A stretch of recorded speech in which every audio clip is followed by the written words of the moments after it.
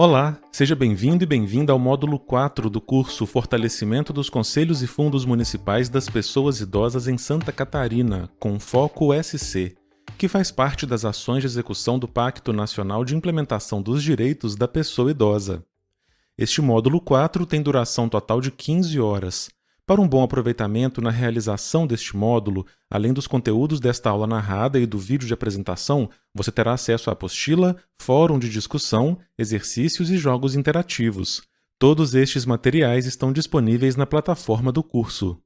Nesta nossa primeira aula narrada, que trata da unidade 1, abordaremos a fiscalização nos conselhos municipais de direitos da pessoa idosa. O objetivo desta unidade é compreender o significado e os propósitos da fiscalização, a abrangência da função fiscalizatória e a rede de apoio do Conselho para essa função. Para tanto, iremos abordar as seguintes questões: a ação fiscalizatória dos Conselhos Municipais de Direitos da Pessoa Idosa, os equipamentos governamentais e não governamentais fiscalizados, a rede de apoio ao Conselho para as ações fiscalizatórias, e a ação fiscalizatória do Conselho nas instituições de longa permanência para idosos, ILPIs. Para avançarmos no conteúdo, precisamos saber o que é fiscalização. A fiscalização é o acompanhamento de atividades, ferramenta do Conselho Municipal de Direitos da Pessoa Idosa para avaliar a gestão dos agentes públicos, agentes prestadores de serviços às pessoas idosas, privado ou público, por meio de resultados gerenciais. Realizar a fiscalização é uma boa maneira de garantir que as necessidades das pessoas idosas do município sejam atendidas e de acompanhar a destinação e a aplicação de recursos públicos pelas entidades e secretarias de governo.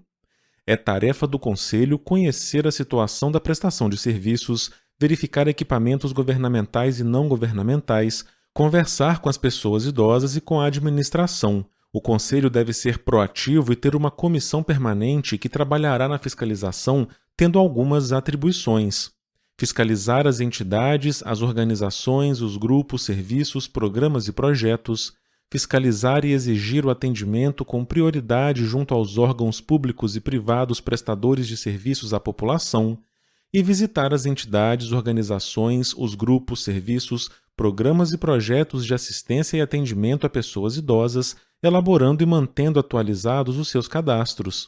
É necessário destacar que, em caso de irregularidades, o Conselho Municipal deverá comunicar os órgãos de defesa, tais como o Ministério Público e Vigilância Sanitária, e acompanhar as ações destes. Vamos ver alguns exemplos de objetos que podem ser fiscalizados pelo Conselho Municipal de Direitos da Pessoa Idosa: equipamentos, licitações e contratos, obras, construções ou reformas, contratação de pessoal, convênios entre a administração pública e instituições filantrópicas e atuantes no SUS que prestam serviços à população idosa, e fundos municipais do idoso. Como já vimos anteriormente, o Conselho possui uma rede de apoio para ações fiscalizatórias, tais como Ministério Público, que confere a ele competência para defender a ordem jurídica e interesses sociais, assim como a proteção dos direitos das pessoas idosas, a vigilância sanitária, que está presente em todas as esferas do governo e tem como principal função eliminar ou diminuir o risco sanitário referente a um perigo de danos à saúde. E, por fim, há também outros órgãos que podem dar suporte e apoio ao Conselho, como exemplos: Corpo de Bombeiros, Secretaria de Estado e Municípios, Conselho Regional de Engenharia e etc. O Conselho Municipal de Direitos da Pessoa Idosa é responsável pela fiscalização das ILPIs, conforme artigos 52 e 53 do Estatuto do Idoso.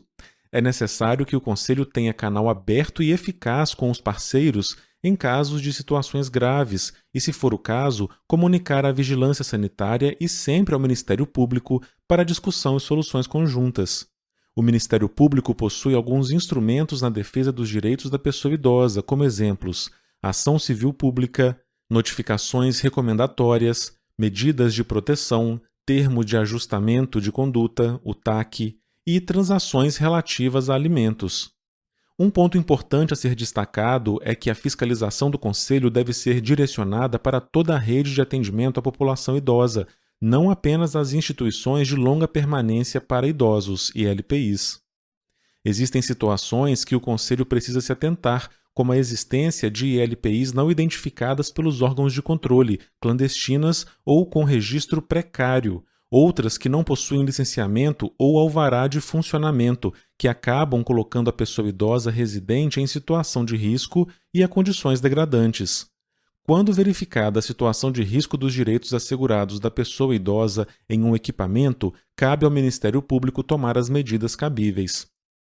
A fiscalização das ILPIs pode ser realizada seguindo os seguintes parâmetros a serem analisados: constituição formal da ILPI e sua regularidade, recursos humanos específicos das ILPIs diante da demanda e suas peculiaridades, características qualitativas do serviço de acolhimento prestado com vistas ao cuidado integral. É indicado que a fiscalização seja realizada em 2 etapas ou 2 visitas. A primeira visita deve ter o objetivo de levantar os dados, condições das atividades e, caso seja necessário, fazer orientações e adequações. Na segunda visita, deve-se observar se foram feitas as orientações passadas. Caso as orientações não tenham sido atendidas, as medidas cabíveis deverão ser tomadas. Dessa maneira, podemos avaliar o quão é necessário o monitoramento e fiscalização das atividades destinadas à população idosa na garantia de qualidade de vida e direitos das mesmas.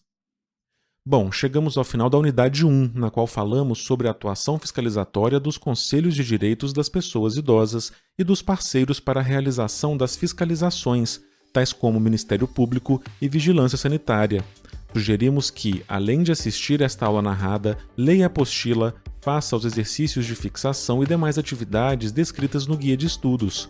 A próxima aula narrada será sobre a unidade 2, que terá como assunto o exercício do controle social sobre as contas públicas.